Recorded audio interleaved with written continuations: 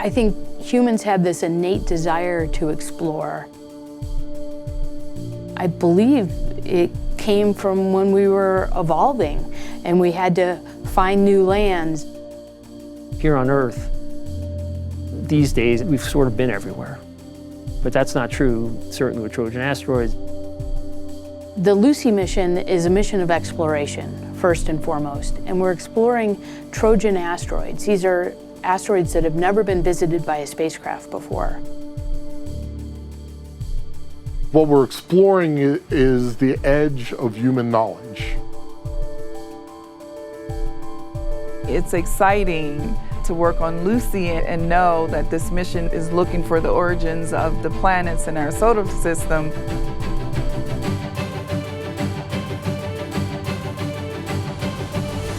In order to get to the Trojan swarms, when all these objects are aligning with one another, we have a very narrow period of time of when we can launch.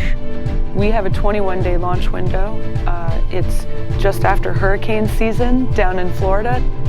We're taking this very sophisticated piece of equipment that I've spent my recent career building and putting it on a big bomb and lighting the fuse, right? So, yeah, it's gonna be one hell of a day.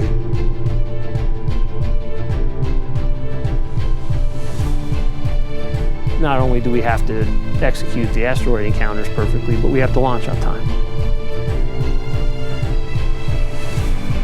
7, 6, 5, 4, 3, 2. If we don't do it now, we'll never be able to do anything like this again.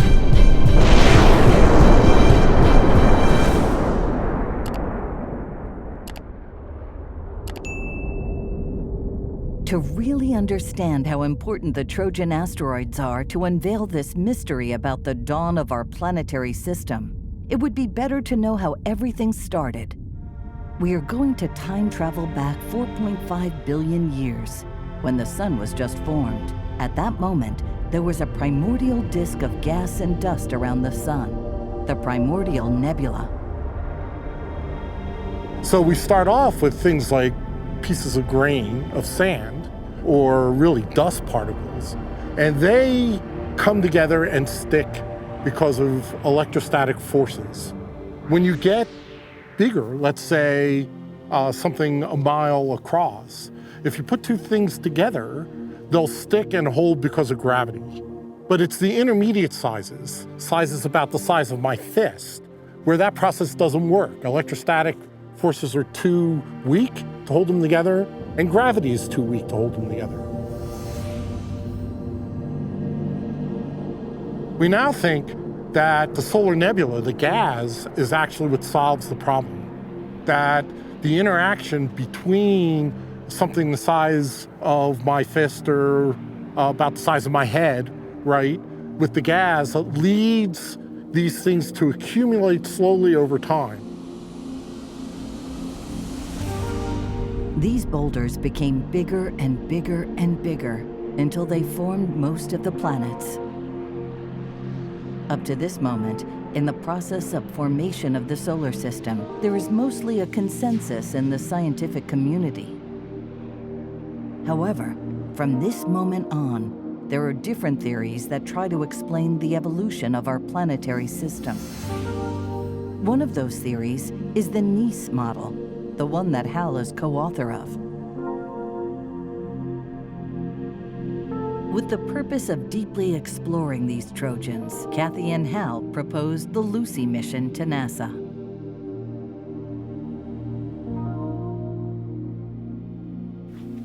We named the mission Lucy after the Australopithecus fossil, the hominid fossil that was found in Africa, and it's a link in human evolution.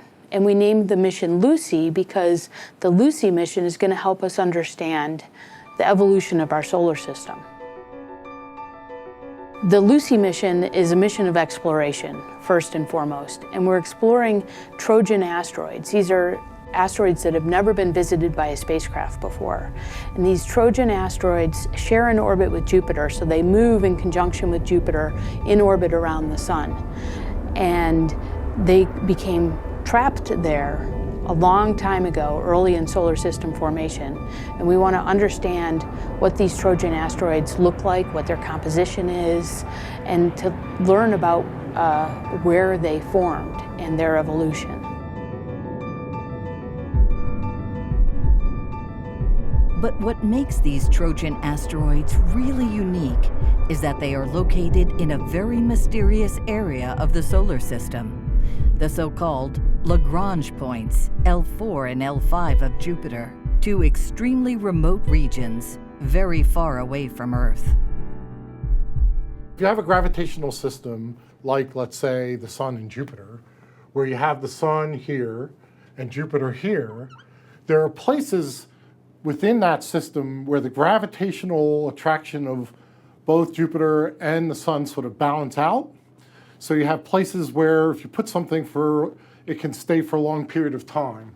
3 of those places are along the line between Jupiter and the Sun, one slightly outside, one slightly inside, and one on the opposite side. All these are unstable, which means if you put something there, it'll slowly drift away. From our point of view, the interesting ones are there are 2 on either side that are the same distance from the Sun as Jupiter, but 60 degrees away. And those are called the L4, in this case, and the L5 Lagrange points. And if you put something there, it'll stay there forever. And this is where the Trojans live.